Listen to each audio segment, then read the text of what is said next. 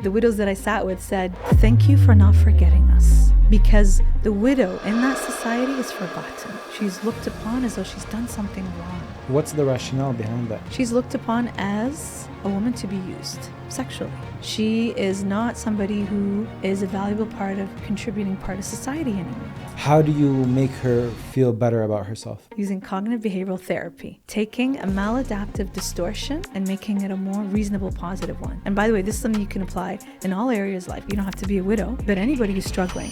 Do we like the idea of marriage more than the actual reality? I think people like the wedding more than the marriage. I think the intention of what marriage has been distorted. Where did we lose ourselves? Matching hijabs and lipstick and all these tutorials, and girls, you missed the boat here. That's not modesty. You look like you were being pulled like sheep rather than thinking. You're being influenced by ideas that are destroying your soul, essentially. Your self-esteem, your image, who you are. You can go back in time, not change the situation. We can't change what happened, it's done. But we can change and rewire the neural pathways in our brain, how we feel about the situation. It's like a time machine. Do you ever find it difficult to tell the woman that she is the problem? You know, maybe people are not going to like this, too bad. I have to call it out.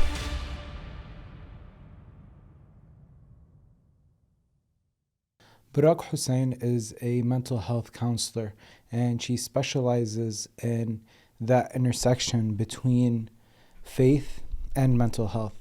And a lot of her work is with women. So in this conversation, we're dissecting that and what that means in terms of divorced women, widowed women, single mothers, and the landscape of women's mental health in general. For these topics, you need someone that is, as they say, on the ground and hearing the stories firsthand. And that's also helping women out in that mental health journey. And you have to tie it back to faith a lot of the times, because in general, the advice you're going to get from books or online are not going to be tied back to your faith specifically. And that's why Berak's work is very important. I want to thank you for tuning in and taking the time out of your day and listening to this podcast. And I also want to remind you that the only way that this podcast is ever going to grow and reach its full potential is with your support. And the free and easy way for you to support is to like this video, subscribe, comment, and let me know what you think. And with that being said, let's get the show started.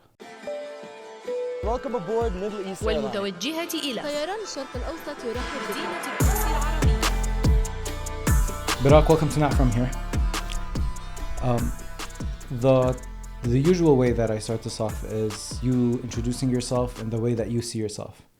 And the most physical form that I can think of is when we look in ourselves in the mirror.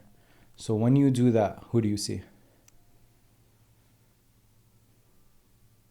It's a good question, because we don't really get asked that question. We're so busy in the rush of life. Go, go, go. We don't stop to think of that. Like, how do we see ourselves? Which is ironic, given I'm a therapist and I ask those questions to people. But I haven't really been asked that before. Because it's a deep question. It's not just, oh, I'm a therapist, I'm a Muslim woman, I wear hijab, Iraqi, Canadian. No, it goes so much deeper than that. It's right? very deep. Yeah.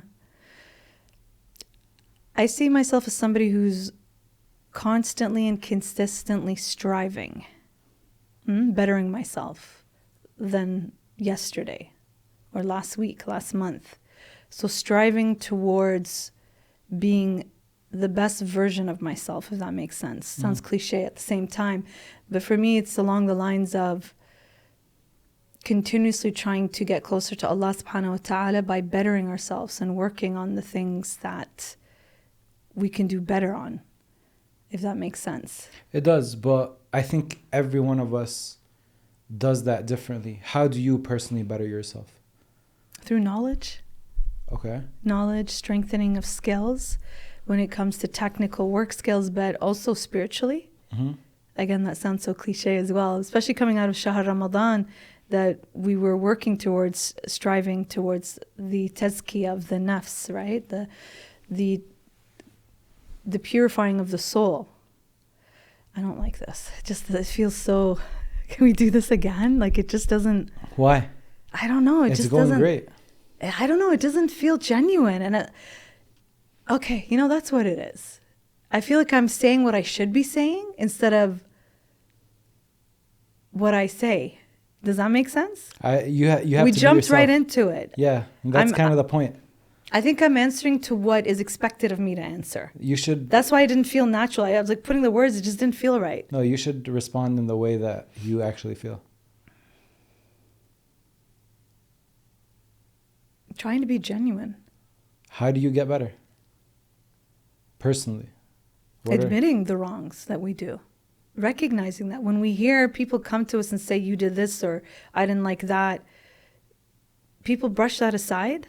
I learned early on in high school I could be very in people's faces. And sometimes I could do or say things with the right intention, but the action would come out the wrong way and it could be taken the wrong way. Mm-hmm. And so I would be called out on these things and I'd be horrified at how could I have done that to hurt somebody? And so when you say, how do I do that? Early on, I recognized in myself when I would be called out on things is you either take it with a grain of salt, depending on where they're coming from, because sometimes people come from bad intentions, to people who were generally looking out for you and saying, you know, you did something. So there's an accountability to your behavior and your actions. Your behavior may not align with your intentions. And sometimes I feel misunderstood that way. And so I want to constantly work on that, being genuine. I'll give you an example. A friend of mine in university, and we've known each other since we were kids, and in university I remember she came to me one day and said, Berak Hussain, please forgive me. I'm like, for what? She goes, I thought you were a fake. I'm like, what do you mean a fake? She goes, I seriously thought you were fake, being kind and nice and compassionate all the time and, you know, doing things for people. I thought that was fake, but I see that you're genuine. And for years, I considered her a younger sister, and then she comes to me and says that, and then I was floored by it. But I listened to what she said, and was I being genuine? What did she see that she felt that was being fake? And the reality is, because not many people are kind and genuine and compassionate, truly. There's always a maslaha. There's always something that they want out of things. Rarely do you find people who do things for others without wanting something in return. And I think that's what early on in life, you know, I heard that, and then earlier than that, I heard people like, you know, why'd you do this? Why'd you say that? As a young adult, I learned to hone that. I know I can be in people's faces. That's because I come from a line of family and even the aqeedah, standing up against oppression, standing up against something wrong. Maybe the way I did it wasn't conventional, especially as a female, right? Female is supposed to be docile, feminine, calm, not, well, when we try to be assertive, we're called aggressive. And so I had to hone that over the years. So I guess back to your question of how do I see myself? Who do I see myself? As cliche as this sounds, a work in progress, inshallah. Because, you know, when you say working towards perfection, there's no such thing as perfection. And I see that in my line of work, where people come in with a lot of issues with self-esteem because they believe that there's a standard of perfection they have to reach. This kamal is to Allah subhanahu wa ta'ala. But we're constantly on that journey of tazkiyah, of purification, to reach the best. And I learned something from my daughter's school that I've heard before, but didn't really click in until I saw it on her test that she came one day that I had to sign.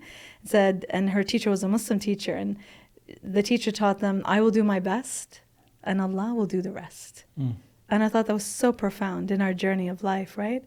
You just have to do your best and put your best foot forward in terms of your niyyah and your actions, your intention, and how you're going to do that. And pray that God's going to do the rest for you, right? Have that reliance and tawakkul. So I didn't really answer the question because I think it comes down to us always being in a journey, right? Yeah. And I see myself in that transition, especially in this phase of my life right now, specifically the last few months, which is why I can't answer. If you asked me this last year, I think my answer would have been, I'm a registered psychotherapist, I'm a public speaker, I do this, I do that, and this defines who I am. Yeah. My appearance with my hijab and in the community, as in a family, and so on and so forth, to friends. But I struggled with the answer now because I'm not in that same place. Isn't that how it's supposed to be? Isn't the answer supposed to change year after year? I think that's important.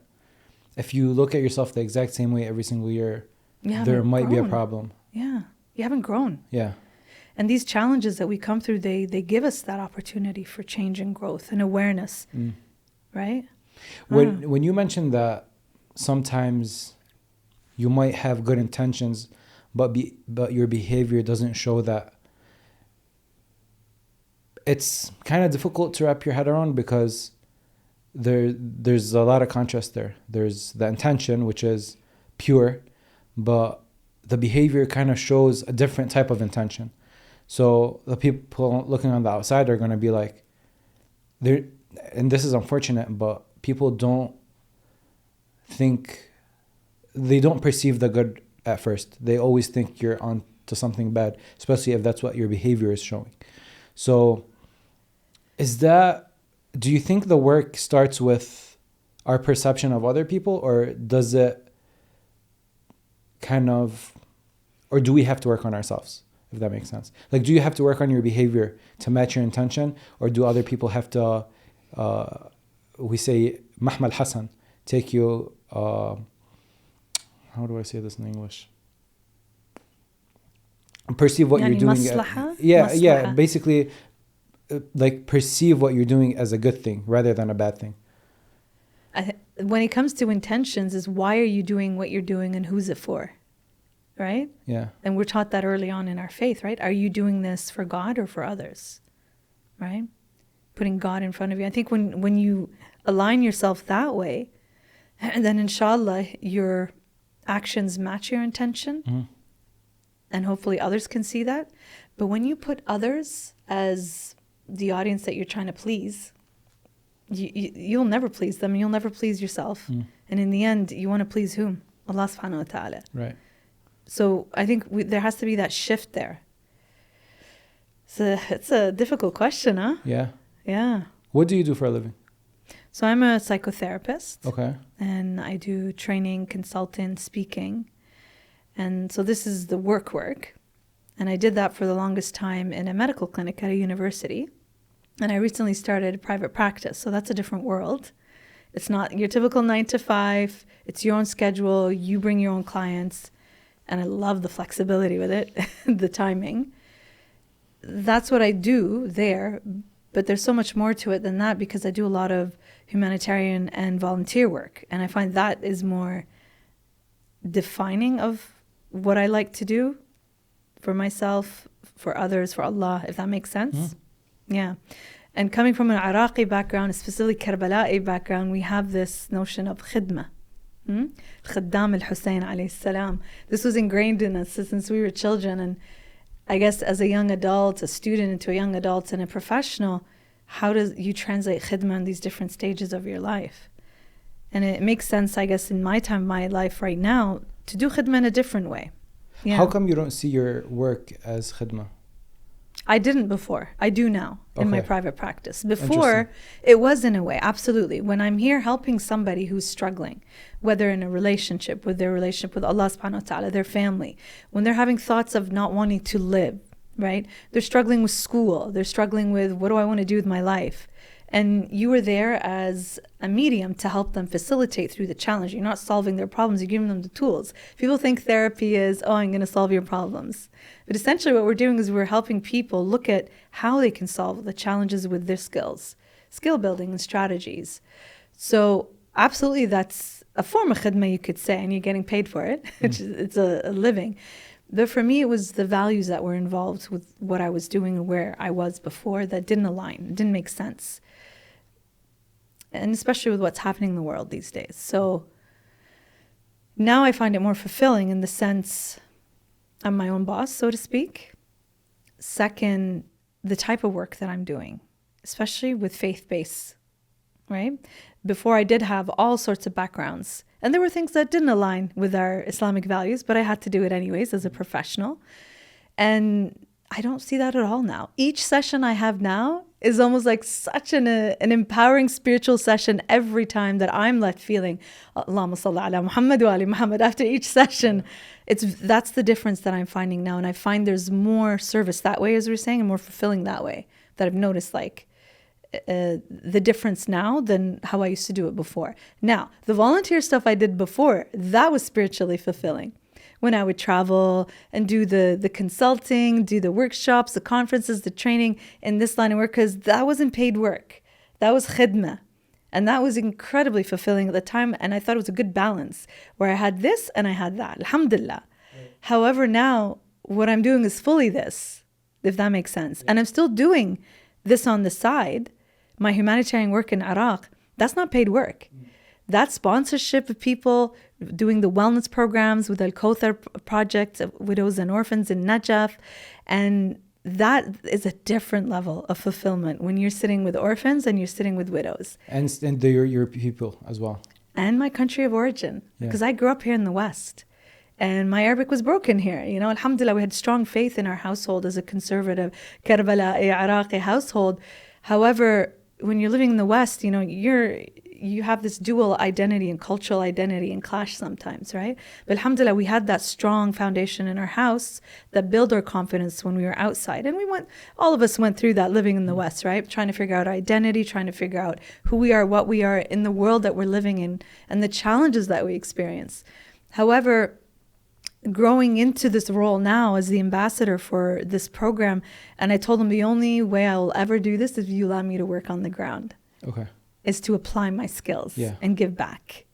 And they said, this is your charity, to do as you want. Alhamdulillah, I've been doing this now 4 years. That's amazing. Yeah, and just recently in January, we finished the last round for phase 1 for the mental wellness program with the widows and orphans.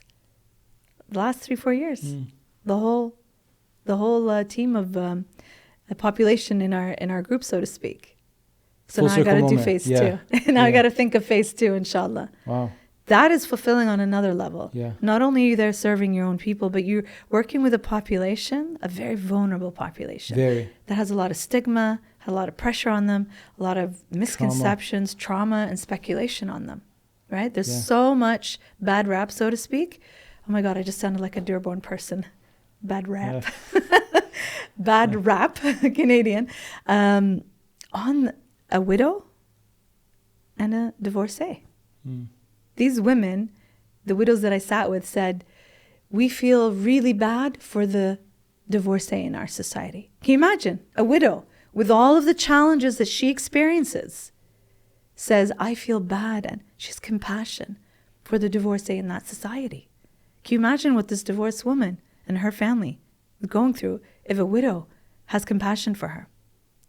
SubhanAllah, these circles, as much as I've done them, each time it's so different. And these women come back to you and say, thank you. This one woman, I'll never forget her, in Shahr Ramadan, came out to me and said, thank you for not forgetting us.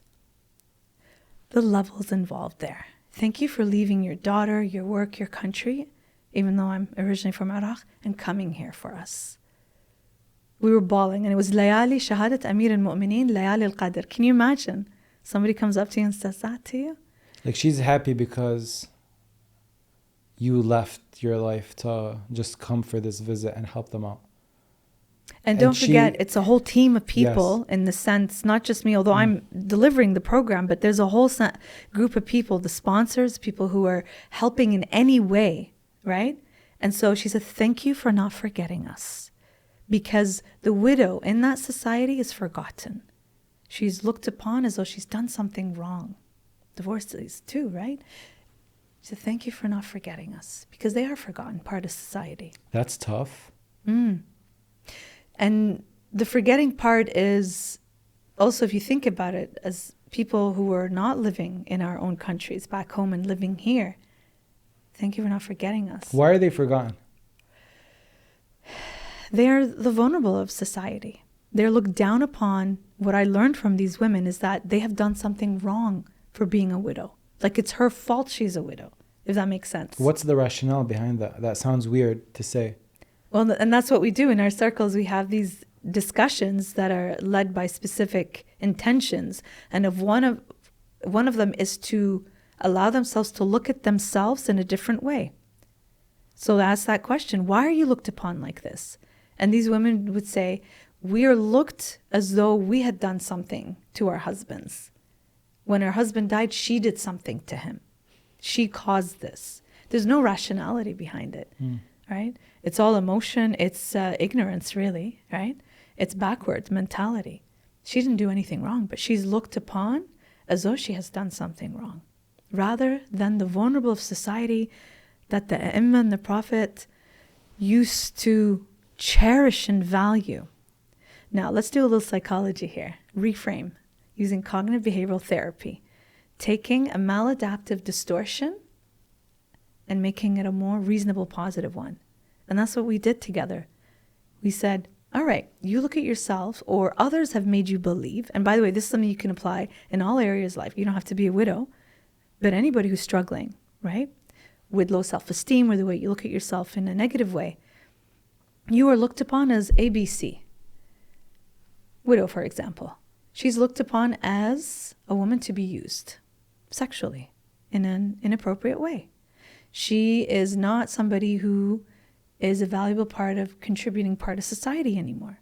She's only valuable because she had a husband before. She's no longer valuable because she doesn't have a husband anymore, right? However, the widows and the orphans, what do they offer opportunity for us, regular people? Helping them out. What does this helping out do for us? To our egos, or like on a spiritual level? So philosophically, our egos get in the way. I feel good when I do something good for somebody. I see somebody drowning, I'm going to save them. Is it because I'm altruistic or because I'm doing it for my ego? Philosophy 101 in university, if you remember. We can apply the same concept here. Are we helping the vulnerable because it makes us feel good? Or intrinsically, we know this is the right thing to do? Well, our faith teaches us that, subhanAllah, right? It's wajib in some cases. When you have zakah, right? And when you have money that you have to give back at the end of Shahr Ramadan, for example, right? Right. That is helping the distribution of wealth, right? Right. So we played around with this idea that they are wasila, they are medium for people to get closer to Allah subhanahu wa ta'ala. Right. Whereas they are considered the lowest of society, but there are people who see them as the highest of opportunities by helping them to get closer to Allah. It almost sounds transactional. We're not going there that route. But if you think about it from a spiritual perspective, you are helping those that the Prophet and the Ahlul Bayt used to value and help the most. And we want to emulate their behavior, right? Right. This is an opportunity right here.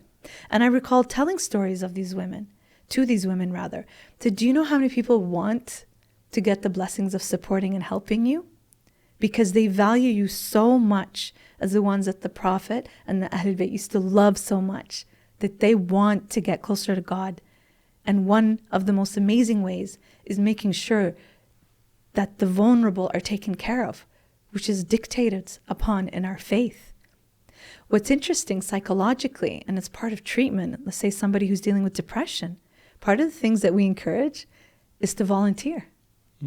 And there's research that shows that when you volunteer your time and your efforts, especially those who are struggling, and I've heard this from people who are struggling with depression, that has been part of their healing and treatment, is when they have some meaning in their lives to help others in their suffering, it helps them.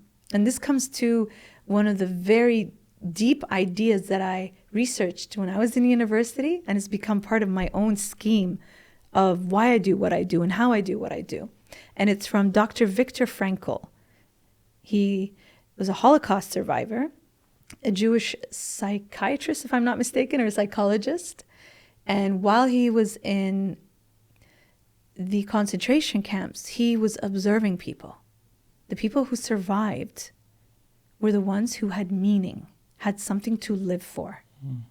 Those who found meaning in suffering, those who had love, and love, romantic, platonic, family, any kind of love, and those who had faith in God. And as a young Muslim who was trying to find the connection of Islam and psychology, because there was nothing at the time when I was a student, and that's what my research was on in my graduate studies, Islamic concepts and counseling Islamic concepts related to Western psychology. It was amazing. I could go on hours talking about this. And so the connection there as a young Muslim psych student to see that Dr. Viktor Frankl was touching upon things that we have in our faith, but it wasn't put into what we see today, where now we have Muslim mental health conferences. That's why I'm in Dearborn this weekend for our first Shia mental health conference for professionals. Back in the day, myself and a group of young students founded the Serenity Islamic Mental Health Awareness. And at the time, we didn't know that when we put on this conference, it was Canada's first Muslim mental health conference, which is amazing. Now we have them everywhere. Right. Back then, when I was a student, there was nothing. I had to use poorly translated Arabic books. I had to do more qualitative research, talking to sheikhs and scholars and people in the Islamic background to try and translate that into Islamic psychology that we could understand. And so Viktor Frankl resonated with. When I was first starting a podcast, I went and I saw what the top podcasters in the world were using for equipment. And that's important because when you want to go into any specific field, you always want to know what the best are doing to put yourself on the right track, to perform the best that you can. And I believe that it's the same for your health. When it comes to your health and when you want to take care of your health, you should see what the best in the world at health are using to keep track. And when you look at the top health experts and when you look at athletes and what they use, it's very clear that the unanimous answer and what the best of the best are using is Whoop. Whoop tracks all the important vitals that you need to maintain and perfect your health routines, your sleep, your strain, and understanding how your body works in an optimal situation. And because you're a listener of this podcast, Whoop actually wants you to try its product out for free. Go to join.whoop.com/notfromhere and Whoop will send you a device and you'll have access to all this data that I'm telling you about for 30 days for free. And that way you can test it out for yourself and see if it works for you. Again, that's join.whoop.com/notfromhere. And now back to the episode. Do you think what Dr. Viktor saw, the purpose, the faith, the love, that's all, like, you make that? Like, if I'm sitting and I'm going through trouble, to get out of it, I have to find purpose within myself. Right. I have to find that love within myself, that faith. It's me. It's a me problem, right? It's a me solution rather. But what if you don't have the skills for it? Exactly. So how does someone, like, if you're talking to a widow and you see that this widow is going through this very traumatic experience and she looks down on herself and she almost sees no purpose in her life. Her purpose are her children. Yes. There's never not a purpose for these women, by the way. Do all of them have children, or do you encounter some that don't even have children? Yeah, the ones I was working with, they had children. Okay. And all of these ones that I worked with, their purpose was always their children. Okay. But what? They forget themselves. They forget themselves. That's why they get sick. And that's still important. That's what we worked on in these groups. How do you make her feel better about herself? In essence, to go back to Ahlul Bayt, salamullah alayhim, she's a widow. Who else were widows? The women of Karbala, widows and orphans. So when we talk about connecting here, right? Viktor Frankl's concepts. When we talk about connecting khidma, when we talk about connecting how do these people benefit, so to speak, spiritually, how do these women feel better about themselves, we compare to the Ahlul Bayt salamullah alayhim. These women may not have suffered and struggled like the ladies of the Ahlul Bayt, but they're their source of inspiration. You should see how it switches as soon as we bring these examples in. So what if someone doesn't have a strong faith? Would you believe that every single woman that I saw had that? Mm-hmm. As soon as we brought up anything spiritually Islamic and we connected it to psychology, it was there. Now, aside from these women, absolutely. We deal with people who don't have a lot of faith or their faith has gone down. The struggles are so challenging, they've lost faith in God, right? And that can happen. But that's what we call despair. And that's something, obviously, in our faith, you can lose hope, but then what's going to happen there? You're going to fall into a place where a lot of bad things can happen. Or you then you don't care, so then you start committing sin. And what's the point? I don't believe anymore, right? It depends on the person in front of me when they come in. If that's something they want to work on, then we're going to work on it at their own pace with how they want to do things. I'm not there to tell them what to do. I'll facilitate. I'll give them ideas, discussions, And so faith aside, I'll give you an example. Somebody will come in and say that they're struggling with their grades. They're international students and they've got so much to pay and their parents are going to kill them, the dramatic Arab family of wasting money, and they're not doing well, and they're depressed. There's this vicious cycle. They haven't done well because they've been not studying and they're doing things they shouldn't be doing. Yes, haram stuff. And they would say those things. They feel comfortable enough because there's no judgment in the session. That's a huge thing with Muslim clients I found working in the past. Now it's different. I have people coming in who are specifically seeking that. In the past, I worked with a variety of different backgrounds. And so people would come in, the Muslims would look at me when I come out in the waiting room, they say muhajjaba, and they're, oh my God, she's going to judge me for all the haram that I've done. We don't even talk about religion. We talk about why are they there? Their grades or this or that. And then they see it's a safe space, so to speak. Then they will disclose something. I stopped praying, or I took off my hijab, or I drank, or I did this. And so depending on the response is how they respond to that. So then I would say something like, so what do you want to do about it? I bring it back to them. Because who am I to judge? We've all made mistakes. Of course. Right? We're, like I was saying earlier, constantly in that journey of growth and purification and learning and growing. Who am I? I'm a Bani Adam after all, right? Right. We're going to make mistakes. So I'll put that back to them. So what do you want to do about it? Well, I'd like to get into my prayers again. Okay, how can we do that? Maybe download an app to remind you. Oh yeah, I actually have that. Let me update that, I'm going to start doing this more, reading more Quran maybe, maybe not have as much late. Like they create the plan. I encourage it. And then have accountability for them. The next time they come in, they're going to share what they've done. So, I was able to do 4 out of 5. I didn't get up for Fajr, but I made up for it. That's amazing. How can you, work on that part? We all struggle with Fajr, religious or not. We all struggle with Fajr sometimes, getting up. So what can we do here? I remember one client said on their own that they started reciting more Quran. That for them was their spiritual healing. Because as we know from the Quran, it's my favorite ayah from Surah Al-Ra'd, Thunder, Bismillah ar-Rahman ar-Rahim, and I'll translate, Ala bi dhikrillah tatma'in al-qulub. Verily with the remembrance of Allah, do hearts find peace, serenity, tranquility. I'm all about that. All about that serenity. And that person on their own rediscovered that. And they brought that into the healing here. By themselves. By themselves. Because I put it on to them in the session. What can we work on? What can you do? And then you're going to be accountable to yourself here. Not to me, to yourself here.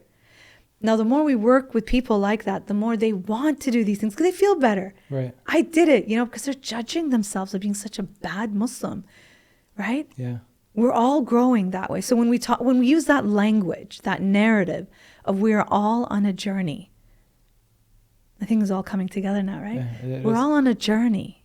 We're all, whether you're the widow or the orphan, or somebody who's an international student, or somebody who's an immigrant, or, children of immigrants growing up, and not living in our home countries and don't have the surroundings. Although here, mashallah, in Dearborn, it's like Iraq or Lebanon, right? Yeah. Everywhere you're surrounded by it. You have the choice of how you want to implement that. Out of what you're seeing, and let's put the scale from 0 to 10, how's the state of women's mental health? So in my early days of doing mental health awareness, the statistics showed that more women would come to ask for help and support. The statistics then would skew that to show that there's more mental health problems with women than men. You see the correlation there? Yeah. This is in the general society and also within our societies. Now there's more of a trend where men's mental health has also become important. So we do have challenges in both, and in women's mental health, especially as women, as Muslim women, there is the added layer of being a Muslim woman on top of the general mental health challenges that all women will tend to experience. You have those who wear the hijab, those who identify as a visible minority or are seen as a visible minority, right? So there's the layers of those challenges that impact your mental health as well. Perhaps the fear of being targeted, right? And so people will not want to go outside if they're a visible Muslim. They become fearful and anxious. So they don't go out as often. They don't interact. They don't become as social. They stay home. It could impact them. Why? They become sad. They don't take care of themselves. It could lead into depression. So you see how they're interlinked. This is one aspect. There's so many more layers of that. There's relationships. There's work in the workplace, right? There's families. So take any topic of struggles we all struggle with. Muslim women will struggle with that too, with their mental health, for sure. Okay.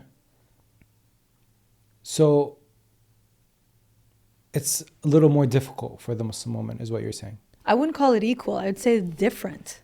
Mm-hmm. It would be different, I would say. The challenges the women experience are going to be different than what the challenges the men will experience. So, and this is something that I saw early on when I was doing this work, early days, and it's still there today. Although, like I said, there's more of an openness now with men, right? Women, when they have challenges, what do they tend to do? What do? You tell me. I feel like women almost seclude themselves.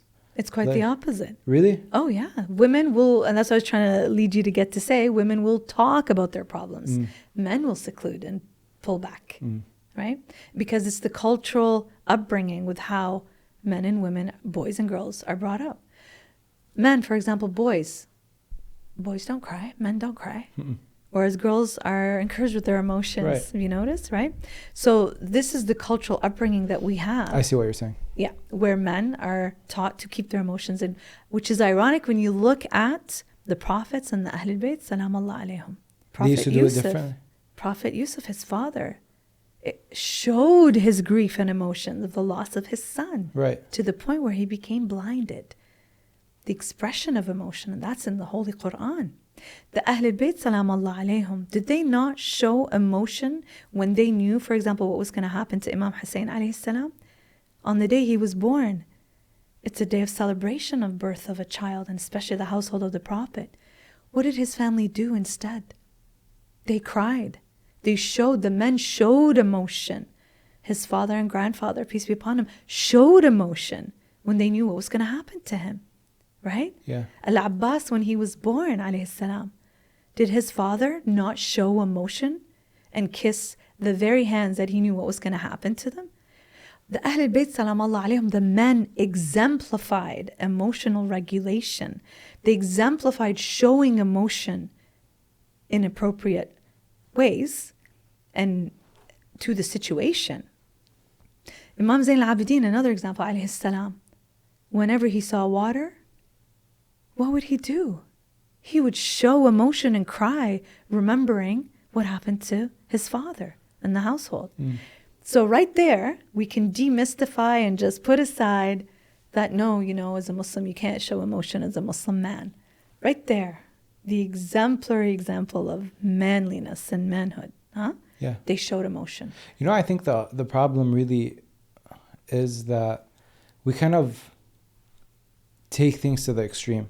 And there's no balance. Yeah, we really don't. We struggle to sit in like the middle ground where, okay, even like the stories that you said, most of them happen within the confines of like the family, the household, and obviously it's good to show emotion there. You should be very expressive within like this secluded private circle, but it almost seems like we take it a step further where, okay, now even if you're in the streets or even if you're in the workplace and you don't know how to control your emotions there. And I think that's where the balance should happen, is like, no, when you're outside, like we want to go back to the stories of Ahlul Bayt when they're when they're in battle or when they were giving lectures. No, they stood firm on their feet, and they knew that there was a job that needed to be done. And then obviously when you're in your house, it's private, you can let those emotions out and express yourself. But I think we struggle to find the middle ground. That's a good point. Maybe these discussions can get people to think about that. Yeah. And this is what our faith, by the way, teaches us, the balance, the middle path. And that's one of the concepts I researched in the masters at the time, is balance, is a way of life. Like you're saying, emotion and extreme at both ends. And again, this is all part of our spiritual growth, again, is to find what makes sense for me, what is the balance for me, right? In that middle way. But there are situations sometimes that demand of you in the moment, and it's hard to regulate your emotions in the moment when you see something traumatic in front of you. You're going to react. And you're going to react. It's not even a response. It's like, a full-blown reaction, right? And in that moment, you have a choice when you become aware of yourself. That's where emotional regulation comes in. Okay, I can choose to be angry, furious, use foul language, hurt. I can do that. And it's the shaitan getting in. Yeah, do that. You'll feel better. That's why you feel so good after you do all that. But then you feel terrible afterwards when you've hurt people. Absolutely. And that's why you grab onto your emotions, right? And which Imam comes to mind for this? Imam Musa al-Kadhim. Holding on to, grabbing onto your emotions. That's regulating your emotions right there, because you have a choice. Once you become aware, you have a choice. Do I do this? And this is where mindfulness comes in, the concept of mindfulness. Being fully aware, present in the moment, whether it's eating, sleeping, drinking, or, in the highway chasing after somebody who's cut you off. You have that moment to decide, am I going to do this or that? So mindfulness is a huge Islamic concept that New Age pop culture has brought in right now, when it's been around for centuries, 1400 years ago with the Prophet, how he used to meditate, how he used to do tafakkur, tadabbur, right? In the caves and in nature. That was done before what we see now, right? But in this moment, in this practice of mindfulness, and science shows this now, psychological studies show this now, what it does to your body, subhanAllah. It lowers your cortisol levels, it lowers your stress levels. And the more you practice that, the more calmer and centered and balanced. When you do your salah properly, for example, like really mindfully aware, not like thinking, where did I lose my keys? Or that's a joke, by the way. If you lose your keys, go pray, you'll remember. Yeah. Because when we're praying, our mind is everywhere except focusing on our relationship and our conversation that we're having with Allah subhanahu wa ta'ala. Isn't that beautiful? Yeah. That your salah gives you the opportunity at least 5 times a day to have mindfulness meditation and a conversation with God. It's the way you look at it, right? Right. So the more you practice mindfulness, especially leading into salah, wow, the salah is the next level, right? I think we don't know the implications, because you were saying that when you actually have that, and we'll have these once in a while, and hopefully we should have them more, but when you have that like perfect salah, when you're really focusing on the words, and best after you can. The best you can, because perfect puts a lot of pressure on you. Yeah. After that, after you're done, you feel on this like very rare high that I just had a very nice conversation with God. Yeah. You mentioned divorcees at the beginning of our conversation, and I'm wondering, do we like the idea of marriage more than the actual reality? I think people like the wedding more than the marriage. Put it that way. People focus more on the party, the dress, the wedding, and what comes with it, and the idea of being married, as opposed to the actual marriage. I think the intention of what marriage has been distorted. People are forgetting what it's about. What is it about? From an spiritual Islamic perspective, and using psychology with this, and it's been taught to us to complete half your faith. Right. With the partner that will bring you closer to Allah subhanahu wa ta'ala. When you're with the wrong partner, you're not going to find that.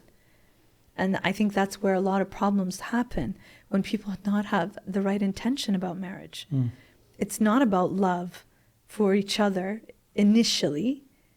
That's what we see. But it's about getting closer to Allah subhanahu wa ta'ala with the right partner. That kind of love. People distort romantic love with true deep love.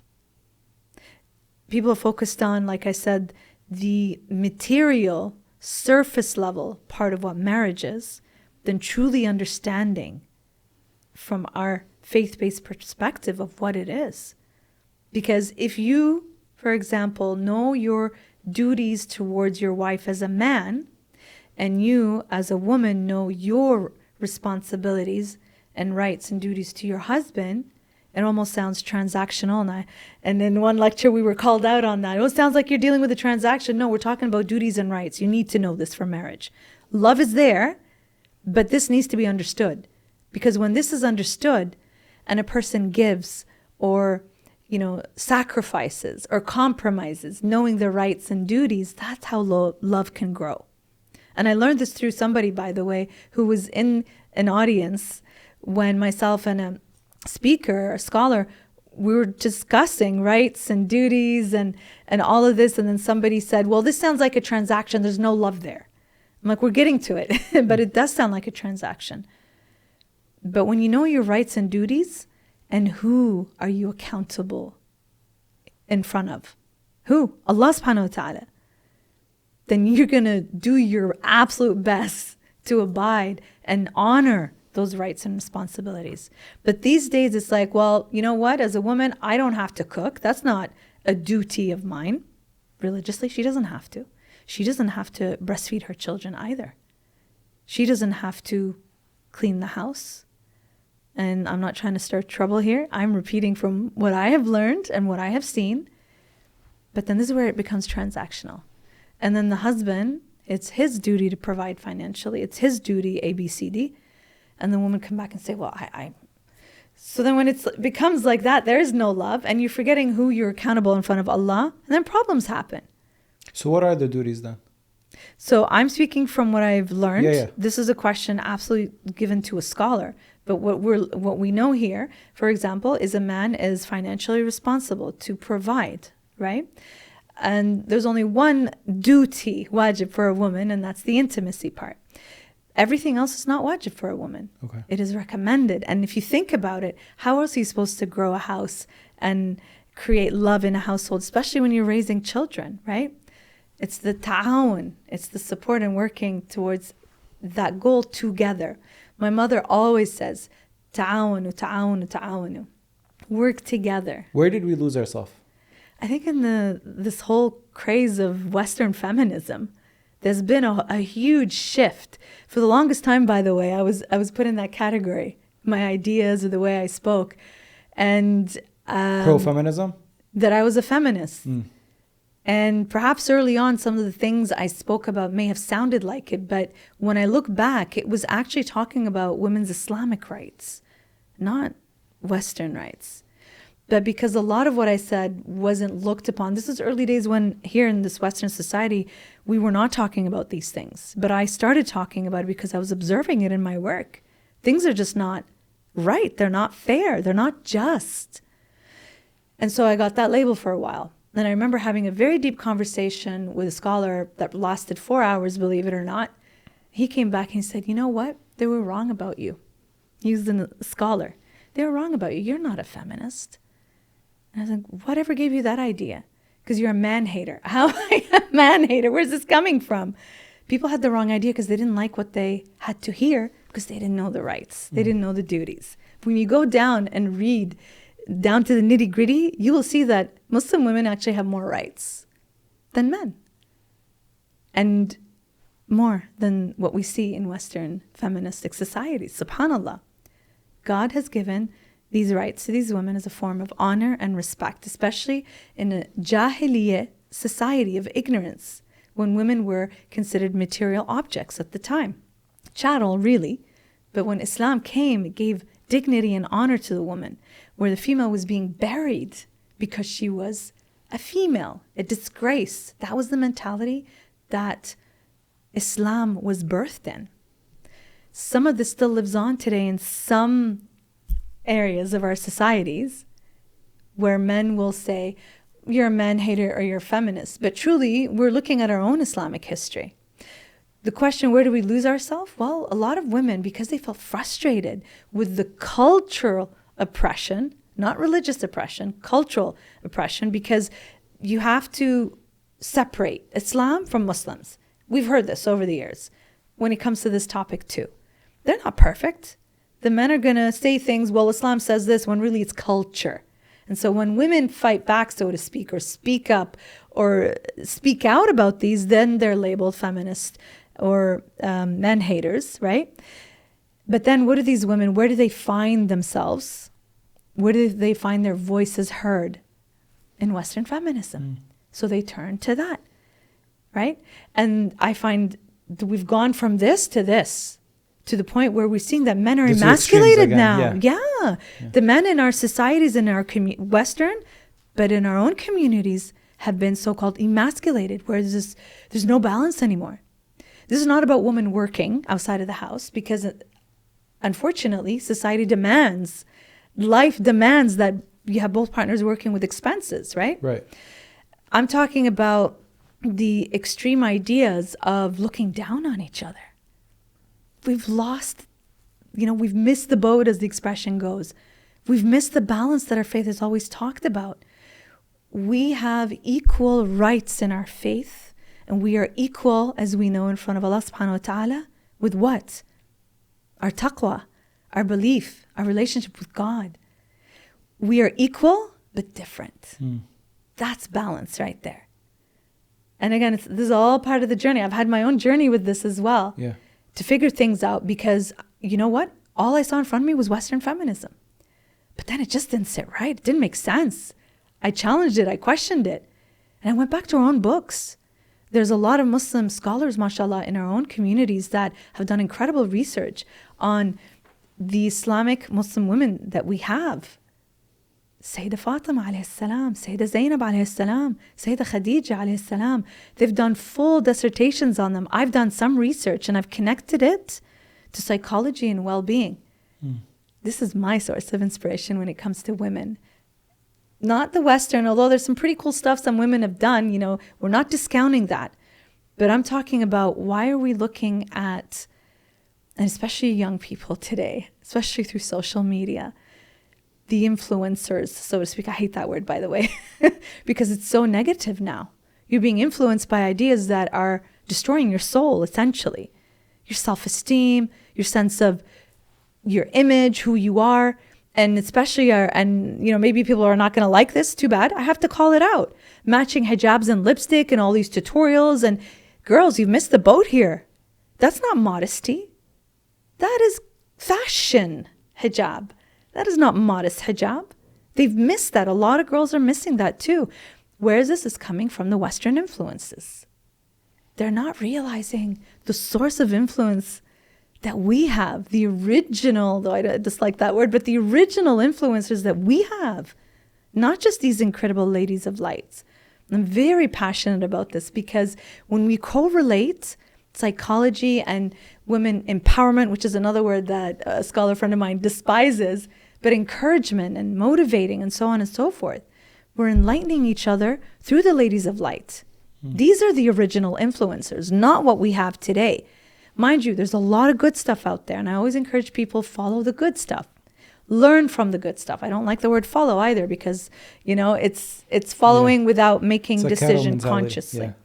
But if you can learn good things from good people, good ideas, go for it. But watch yourself when you're being influenced negatively about things that are going to impact your soul. Right? And we live in this whole material world of instant gratification, everything. Right? And I find a lot of women and men, will be impacted by that. And they will follow trends for the sake of it while making fools out of themselves. Absolute fools out of themselves. Because you look like you were being pulled like sheep rather than thinking. We have a faith of dignity, of honor. We have a history of honor.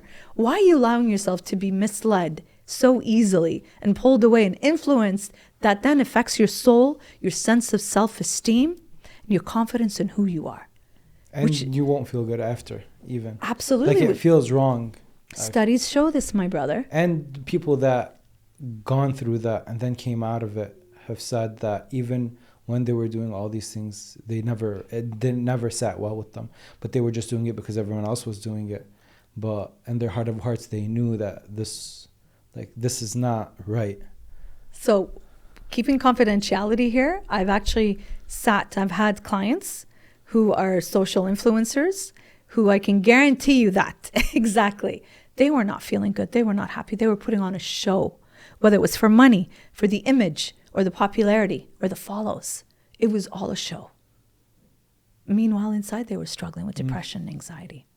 It's really sad because you're trying to fit in and be accepted and look good and look cool.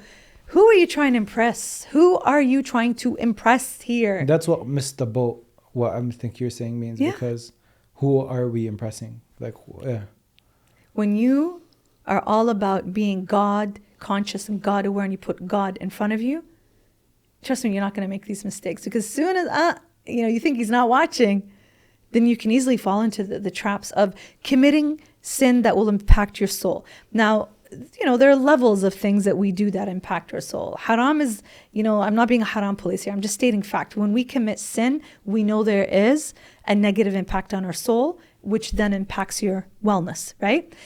But of the things, for example, studies show that when you're scrolling, just scrolling, mindlessly, you forget the time, and it's a dopamine hit. The more you want to watch, dopamine. The more you watch, I need more and more. It's never enough. That's how it works with addictions, right? So same thing, because social media can be addictive. And I've actually had clients who struggled with that over the years, right? I had one young man tell me, he said those exact words, bless him. I feel horrible when my friends don't like my picture. Word for word, right there. Imagine the work that we had to do to build his sense of self-esteem, to recognize it didn't matter what people thought of him or how many likes he got. Took a long time because it's a journey, it's a work in progress. But ask me 10, 15 years ago, if I cared about what people thought, absolutely. Ask me today, nope. Not because I don't care, because not caring is disrespectful. I don't allow it to bother me. And this is the journey I help people on as well, is who are you trying to impress? Who do you want to please, right? Yeah. As soon as we give it to others, you're in trouble, because then you get impacted, you get influenced, right? And then you start copying because you think that's going to make you feel good. And that's the illness that we see. Like I said, people who are scrolling, these cases show high levels of anxiety because these people are worried. They don't have this, they don't have that. They're imagining this is what a perfect life should be. By the way, 10, 15 years ago, when we did not have social media, maybe a little bit more than that, it was email or Yahoo Messenger, MSN Messenger. That was as much as we got back then, right? When it came to that. We didn't have these issues. We had other challenges, but we were like face-to-face interactions, real connections with people, right? Yeah. As soon as we started getting these devices in our hands, you see a year-old child now infant, like a child, baby, can swipe the phone to open the phone. That is scary. Yeah. In fact, the developers who created these devices do not allow their children to touch these devices until at least the age of 16. Why? They know how dangerous they are. Why? Go deeper.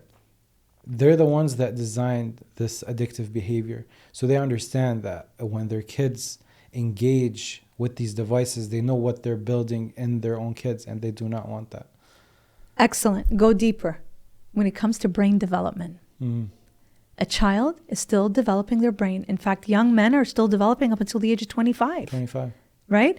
So these children, their brain is now being, like you said, wired and developed according to these devices. Ever taken a phone away from a baby? They lose their mind. They lose their mind. Have you seen them at the masjid? I was actually last week, I noticed 3 kids sitting with a phone on their hands while the sheikh was giving the lecture for Jummah. And I asked the lady gently after, because I don't want to come off as judgmental, because remember I told you I could come off looking like that. I'm like,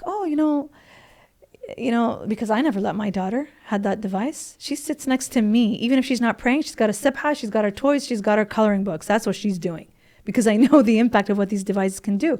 I was curious. The answer was simple. She said, I didn't want them to disturb the lecture. I'm like, let them run, let them play, let them make noise. This is the house of God. This is their house. They should feel comfortable here, not hushed and shushed and, because this center should be a place of joy for these children to come into. Right. I was actually just at a center before I came here, and I was amazed at how the children were nobody told them to be quiet. They were walking around during the salah, they were playing, but I didn't see devices in their hands. And then after Dua Kumel, the sheikh encouraged them to come sit closer to the screen so that they could read the words and understand. And some were still walking around running. And I loved it. Usually I'm the one who gets irritated sometimes, depending on my mood.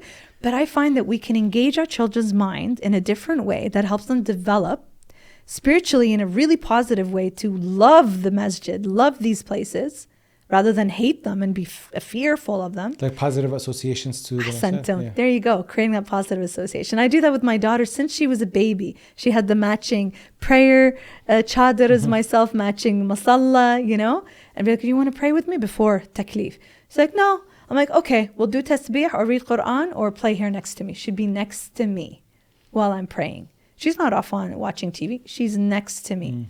And it was a moment that we took advantage to create love, approach faith with love, because that will condition you, the positive association, like you said, to remember this moment of love. Absolutely.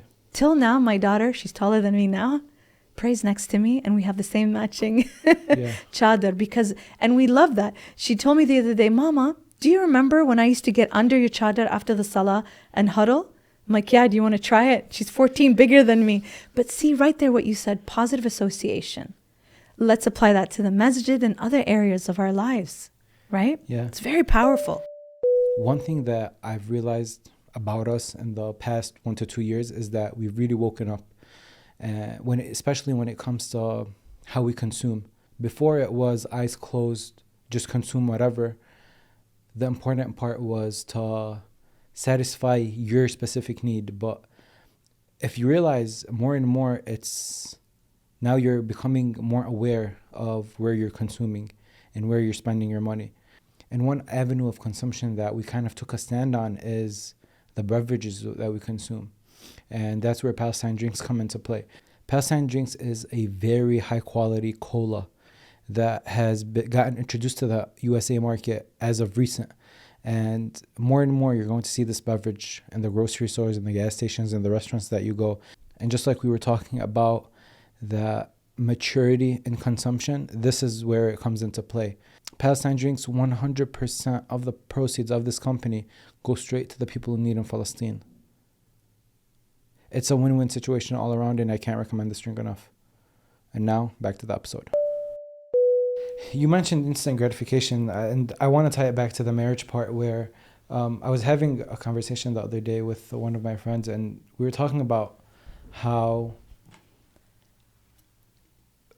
people, like we were talking about why divorce rates were getting higher and higher. Skyrocketing. And we were talking about how couples don't let anything go, and they stop at the little things and they make the little things a big thing. And that's kind of, you can tie that back to instant gratification, where one negative association and I want out, I want to go. Do you see that? Or they're not doing premarital counseling. What are you doing jumping into marriage without premarital counseling? Nobody should be allowed to get married in our centers or sheikh agree to doing the marriage contract without premarital counseling. Really? Absolutely. How come? Because then you get into this kind of silliness. Do you think that is because of lack of premarital counseling, or that's just, I don't even want to call it being childish, but not being... Yeah, they are being childish, it's straight not up. being mature enough to understand that these issues happen and you just got to get over them and you got to face them head on. It's like almost we don't want to face the challenges, we just want out of these relationships. This is where premarital counseling will help you with that, because you're going to look at the challenges you can come across and what skills or what strategies rather are you going to apply to deal with the issues. When do you see that, okay, you've gone through enough, now you should get a divorce?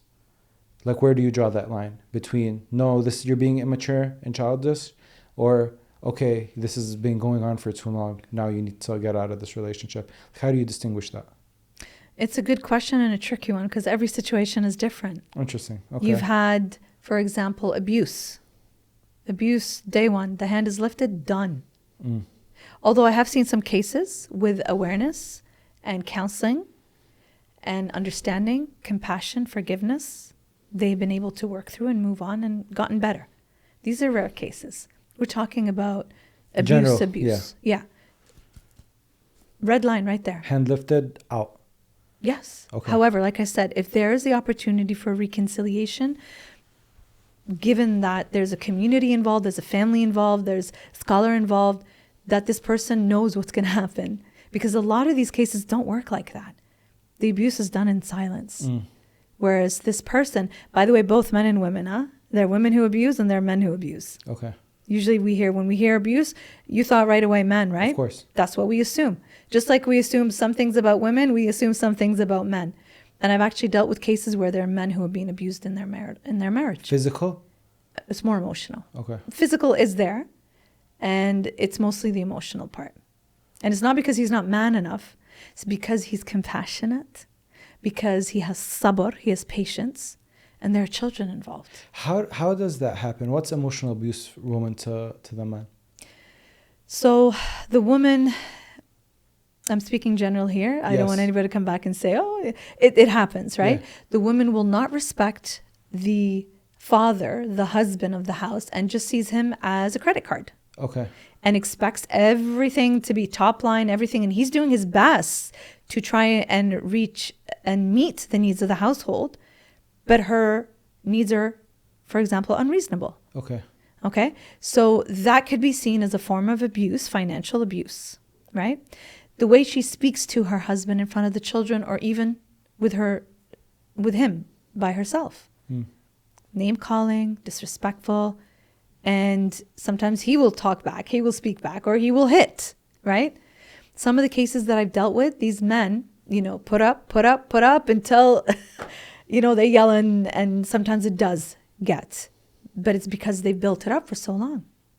Sometimes these men love these women so much, they don't want to lose them. So they will accept it. But it's mostly because of the children. Okay. They don't want to lose the children, especially in this society where the rights are given more to the women when it comes to custody, right? So there is that. I have seen that as well. In these cases, I've seen men who turn to other means, becoming, cheating, so to speak, or not being loyal. Are those one of the red lines also when it comes to what a woman should endure, like cheating, also like abuse, or would you categorize that differently? I wouldn't be able to answer that for you, believe it or not, because Really? it's so individual. Okay. I have people who I know are in marriages where their partners have done temporary marriage or, have committed zina or whatever the case may be, not being loyal to them, the infidelity, and they still stay with them because of whatever issues may be happening there. There are layers. It's not yes, you should get out because of this, or no, you should stay because of this. It really is a case by case. There are some situations where it is an absolute red line. The woman's like, nope, you went that way, gone, even though it's his halal right. And this gets really murky here, so let's not get too much into it, but I know it happens. I know it happens. And this is a good discussion to have with a therapist and a scholar at the same time, so that way it can be clear, because there's a lot of black and white, but also a lot of gray here, right?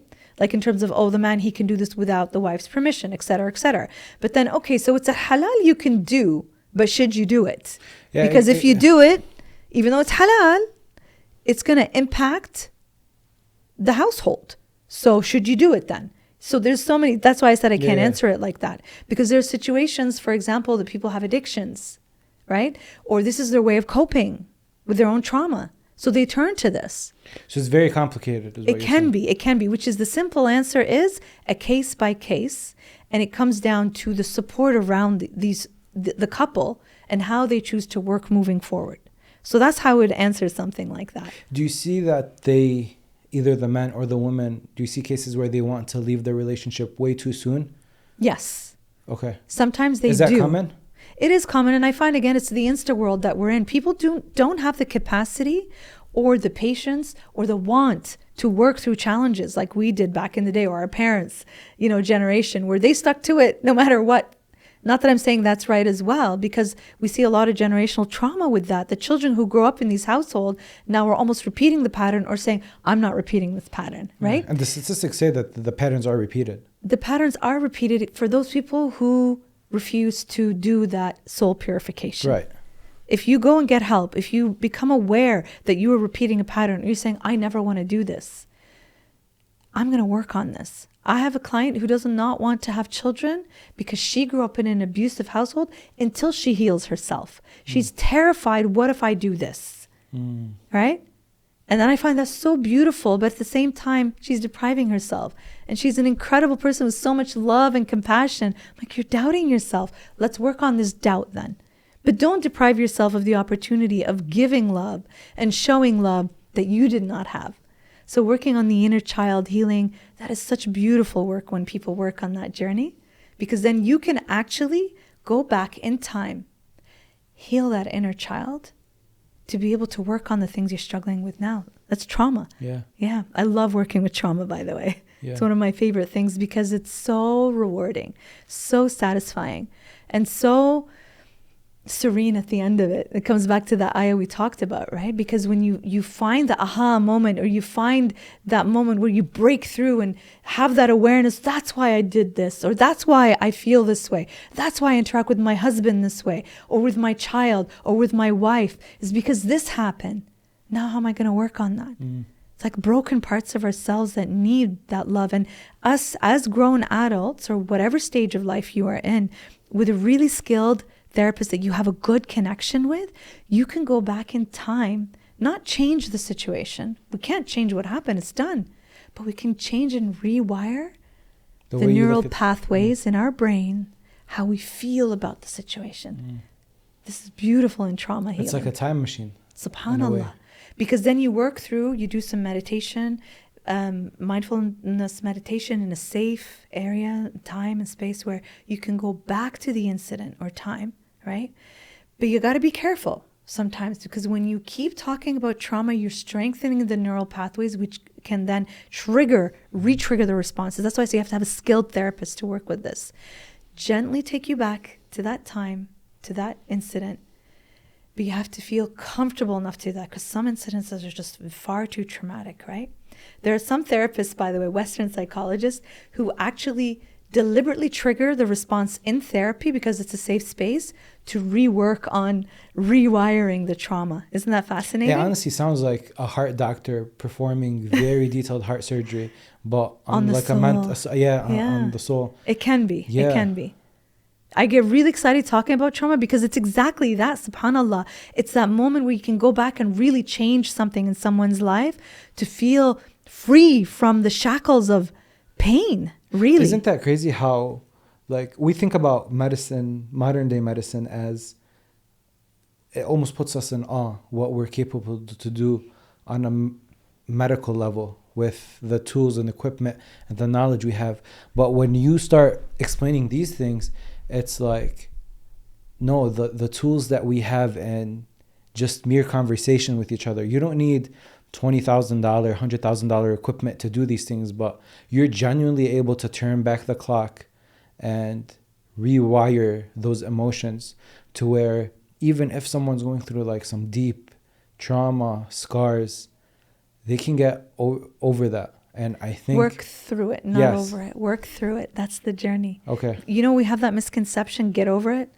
Why are you still holding on to it? We have to change the wording when it comes to mental health as well, because there's a lot of negativity around it, right? That's one of them right there. And I know you didn't mean it, but just being very mindful of the narrative of the words that we're using, working through it. That shows you a journey. We're not getting over it.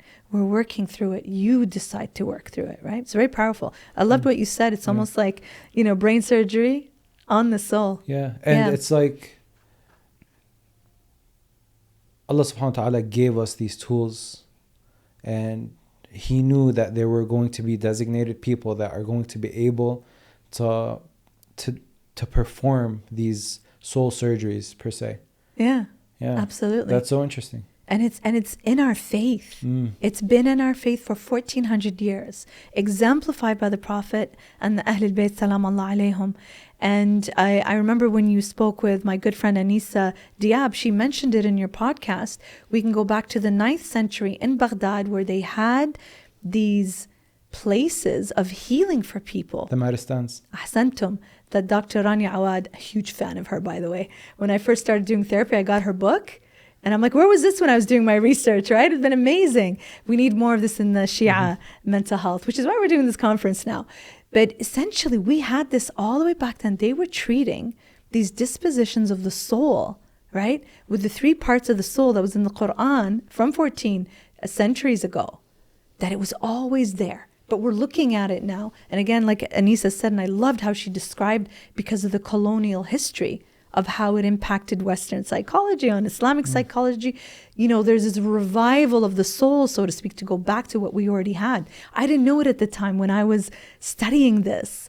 I felt like a pioneer in a way, because I was sitting in class in my micro counseling theories class, and the professor was talking about Eastern psychology and Western psychology.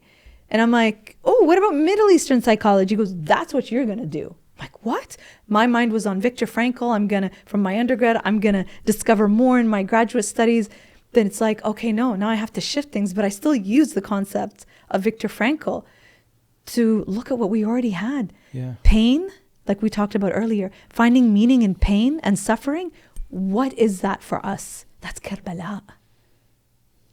Pain, suffering, love, God. Right there, Karbala.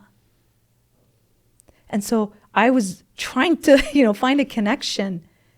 And it was so beautiful to see that we do have these incredible connections with the shifting parts of the self, the soul, the nafs. Nafs al-lawama, al-mutma'inna. And I always forget the third. I have them memorized, but I always forget. Al-lawama, al-mutma'inna. Help me out, brother. You remember it? Oh my God, I always forget them. طلع الشيطان. اللوامة.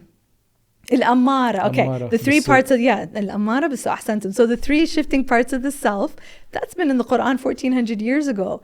And so I studied this part, and if you compare it to Western psychology, it's fascinating. Dr. Sigmund Freud, you've heard of Freud, right?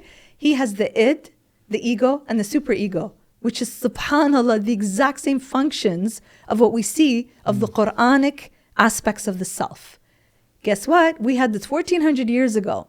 This gives us such a boost for ourselves when you think about it. You know how we're always finding these incredible discoveries about science and technology, about the universe, the galaxies, when it's been in the Quran 1400 years ago.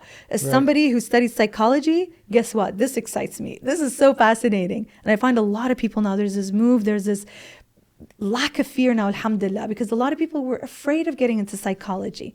Right? When I first studied psychology back then... Did they think it was anti-religion because... Was that part of the reason?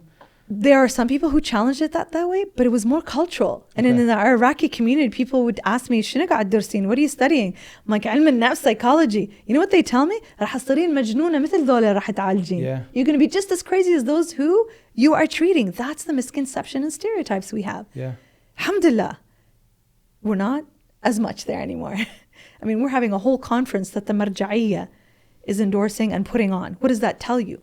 There's a recognition. There's an awareness. In Iraq by itself, for example, Al-Ain, Mu'assasat Al-Ain Association in Iraq, has a huge mental health department in helping widows and orphans.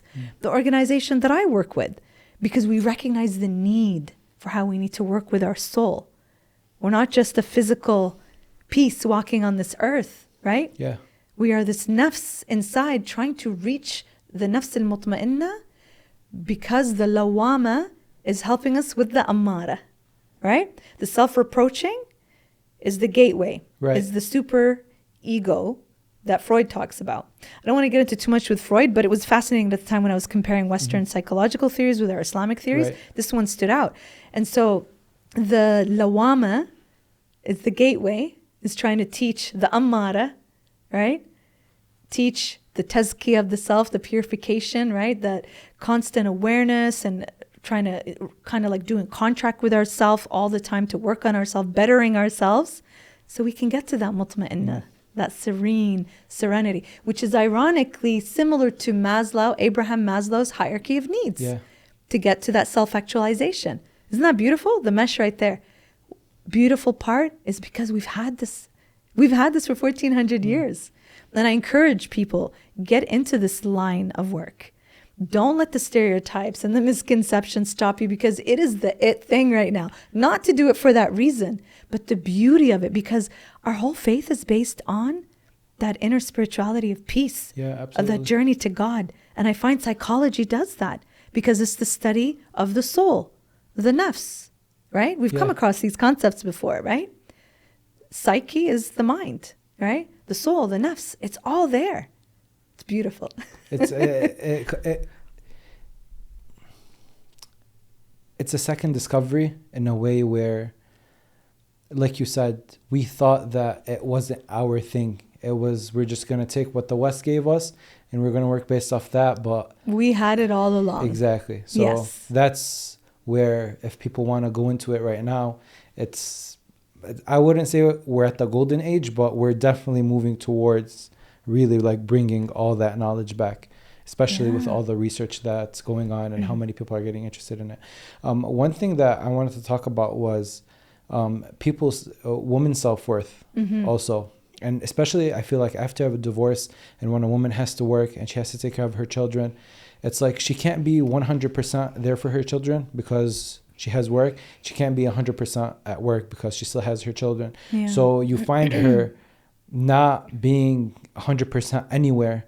And she's like, I'm not a good mom. Yeah. But then she's at work. I'm not even good here. So how do you kind of help them navigate that? You do your best and Allah will do the rest. Your worth is not dependent on what you do for others or these external factors, which is basic 101, build up a self-esteem. I add a twist to it from an Islamic perspective. Your worth is dependent on your relationship with Allah subhanahu wa ta'ala, not these external factors. So specifically this example, how I would work with somebody is to recognize how much she is doing. That her worth is not dependent upon her having to get everything perfect. Her worth is dependent on her doing her best, right? And also asking for support and help. It takes a whole community, as we say, a village, to help raise a child. Whether it's family, whether it's friends, whether getting a babysitter, right? And it can be really challenging when it comes to expenses. Because like you said, she's working, she's trying to make enough money to provide, but at the same time, she needs to spend quality time. And it becomes really hard to find balance in that, right? So we work on that. We work on that part of the nafs where the amara is like, saying these words in her head, a really negative narrative that's going on in her head. And I believe Anisa mentioned it to you already, that inner script, the inner voice that we have, right? So we want to work on that inner voice in terms of what is she doing? What if the little time that she does have with her child is such a beautiful quality time? What if she does that in their prayer together at the end of the day? That could make up for the whole day of not seeing each other because of the beautiful quality of moments, whether it's spiritual, whether it's cooking together, whether it's folding laundry, but you're doing it together with love, right? Rather than, I need to buy this for them, I need to do this for them, and so on and so forth. Quantity over quality, right? So it's a variety of things you can work on. Again, every situation is different, right? But I really focus on your worth and value is dependent upon your relationship to God, not these external factors. Again, these externals are this whole Insta world, this whole social media world that we're looking at now, right? Or back in the day when that didn't exist, because we think sometimes, how did people do it back then? They still compare. Yeah, they still there's always a way to compare. There's always a comparison of some sort, right? Yeah. But now it's more accessible and readily visible, and you can get it right away, right? You can see it everywhere around you. And so it's really important to compare yourself perhaps to the moment you were before. But even then, got to be careful, because I know sometimes I'm spiritually better when such and such, and I feel bad now that I'm not doing the same as before. Do you see what I mean? Yeah. You have your highs and your lows. You don't want to compare yourself to your highs when you're at your low. Ahsantum. Anyway. Because our journey in whatever it is that we're going, whether it's to God, in our case, we've been talking about that this whole time, right? But our journey is never linear, right? It goes down, it dips, but then it goes back up because you've learned skills and strategies, right? The next time you go down, inshallah, you're not as low as when you first started because you've learned. Right. There's a learning here. You're still going to go down. You're still going to have challenges. You go back up. And you notice as you go down and you go up, where are you? You're moving up. That's growth, right? Right. That's what we were talking about at the beginning. Do you ever find it difficult to tell the woman that she is the problem? Like she is doing something wrong? Oh, I've told women straight up, you're the problem. Straight up. If in a situation, I can be very direct, and sometimes people don't like that, but I don't like to beat around the bush. Let's get to it, but it has to be done tactfully, right? You don't want to hurt people's feelings too much. But sometimes that little bit of ouch there can maybe bring an awareness. Sometimes people are not ready to hear these things. They're not ready to go on that purification of the soul, of getting themselves better than they were before. They just want to put the blame on their partner, say, no, it's their fault, not mine. Right. It's everyone else's fault. There are some personality disorders, by the way, that exhibit these types of signs for people that see it around them, and the person themselves are not acknowledging it. How do they take that when you tell them that you are the problem? Well, we wouldn't actually say it like that, right? Yeah. Perhaps we look at some of the behaviors, some of their actions, and reflect it back to them. So what do you think? Do you think that was the positive, right thing, the fair thing to do? So we'd reflect it back that way. There are different techniques of talking about these things, because if you're pointing, right, and you're saying and you're doing this, nobody likes to be called out like that. But it's how you talk about it, right? Mm-hmm. Sometimes somebody, like for example, you're doing an intervention of some sort. Are you going to come really rough? Sometimes that's needed, perhaps. Again, you see how I can't give you a black and white yes or no? It really depends on the situation, the person, their personality. How do you approach them, right? But with a therapist, like I, by the way, have my own therapist too. And in the past, I remember he said to me, and I chose deliberately a male because I wanted a male perspective. He said, Berak, did you ever think that maybe this is because of this and that? Oh yeah, I didn't think of it that way. And I would use that same kind of strategy with my own clients. Hey, did you think that maybe, when you do this, that perhaps it makes them feel this way? Or how do you think that impacts you? So it's how you ask it and how you phrase it, how you present it. When it's done in a compassionate way, when it's done in a very delicate way, but still direct, depending on your style. Yeah. Some therapists are not direct. They just sit there and listen. How did that make you feel? The typical laying down on the couch and so on. And some clients get really frustrated because they actually want like action tasks for them to work on, right? And some clients, they just need a place to let it out and they need a good listener, right? So it depends. I'm more of an action oriented. Somebody comes with challenges, then I will put it back on them to come up with solutions that would work best for them. And I'll give them homework. People don't leave my sessions with that homework, because when you have that homework, that's an action plan to work on yourself, to better yourself. When you apply these skills and strategies, for example, in self-esteem, I have a really great workbook by Dr. Glenn Schiraldi. It's called the Self-Esteem Workbook. I discovered that as a newbie therapist, trying to find a meditation for a client of mine who had some really bad self-esteem issues when it came to body image. And I found a beautiful meditation in there about the magnificence of the human body. From the cellular level to the hair to the every part of our body that had its purpose. For me, that was God's power right there. I always look at things that way. Of course. And for her, that was amazing. And for me, it was like, what is this magical book? And I got this book. And this is where a lot of what I'm speaking of, by the way, comes from this. Okay. The self-esteem, the worthiness reliant upon internal rather than external, that's from these concepts right there. To put this all together, I wouldn't directly say it that way. It depends on the relationship I have with the client. As a new client, you bet I'm not going to say that. But if I've seen them for a good number of sessions and we're comfortable, where I could say, hey, I think that was wrong. What do you think? Like, how can we make this better for yourself? You know how sometimes people have this negative self-talk? I'm so stupid. That was my bad. I don't even like the word my bad. It's like bad on your soul, right? The things that you say to somebody, you go out of your way to make people feel good. But what kind of language are you using upon yourself? I saw this thing the other day that your brain doesn't know the difference between, even if you're saying it in maybe an unso serious way, where say, man, I'm so stupid. And we all do this, and I've done this before. I'll be, man, I should have done that. I'm so stupid. Yeah. And it's like, you shouldn't even though that you personally know that you're not stupid, but your brain doesn't know the difference. When you say, I'm so stupid, your brain takes that as, what are you doing? It takes it as serious as it gets, It's name calling, right?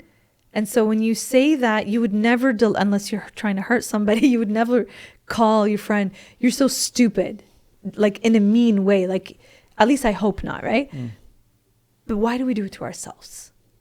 this has been a shift in my journey as a therapist, but also in my own personal journey of growth.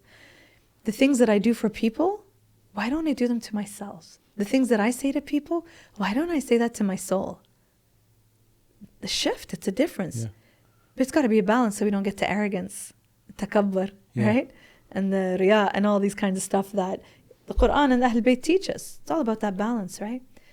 And if you think about it, back to that idea of the magnificence of our body, God created us. Why are we putting down God's creation? Yeah.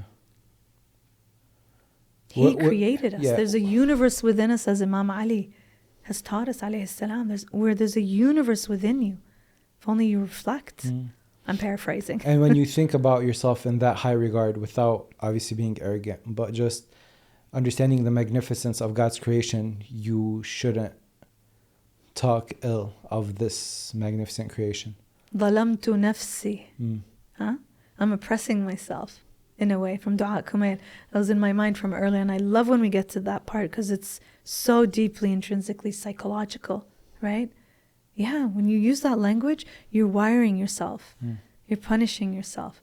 Look, self-reproaching is important. Yeah, you have like to self-reflect. Absolutely. Yeah, absolutely. Reproach yourself, work on yourself, do that. But to constantly put yourself down like that, ooh, that's terrible. Yeah. Right? One more point. Yes. We're getting to self-esteem. What is the definition of self-esteem? What is it? In your opinion? From what we've chatted about so far. It's self-esteem, and the way I see it is how it'll go back to the question that I asked you about. It's when you look at yourself, how do you see yourself? And part of that is the self-esteem of, do you hold yourself in a high regard? Do you, it comes from that. That's how I personally see it. In essence, it's the realistic perception of yourself. Realistic. Look at yourself in the mirror. Alhamdulillah wa shukr. Right? I have 2 eyes, I can see, I can breathe, I can this. Even if I have deformities, even if I have physical challenges. Alhamdulillah. That gratitude, and we've seen that in studies, right? And the more grateful you are, the more Allah gives you, subhanahu wa ta'ala, right? And just sometimes just having that awareness of being, right there, being. Mindfully being there in that moment, right? And having that realistic perception of yourself. And that's what sense of self-esteem is. Because we're constantly putting ourselves down, and we don't deserve that, right? We don't. And I believe that when everyone does look at themselves, and basically what you're saying is give a little credit to yourself. When you say alhamdulillah, you're back to the positive association. You're associating yourself with positivity, with grace, with being grateful. And that will go a long way even if you don't see it at the moment. And I think a lot of our issues is because these concepts are not tangible, you don't see the effect that they have physically, in your hands. We tend to not think of them as significant. But looking at yourself and saying alhamdulillah, and what does our beloved Prophet teach us? This is attributed to him. Yes. تَفَاءَلُوا بِالْخَيْرِ تَجِدُوهُ. Right. Propagate goodness, positivity, you will find it. That's positive psychology right there from our beloved Prophet. Yeah. When you propagate that goodness, that energy, that tawakkul, that faith, you will find it. Inshallah. That's a great way to wrap this up and bring it back full circle. Thank you so much. God bless you. Thank you.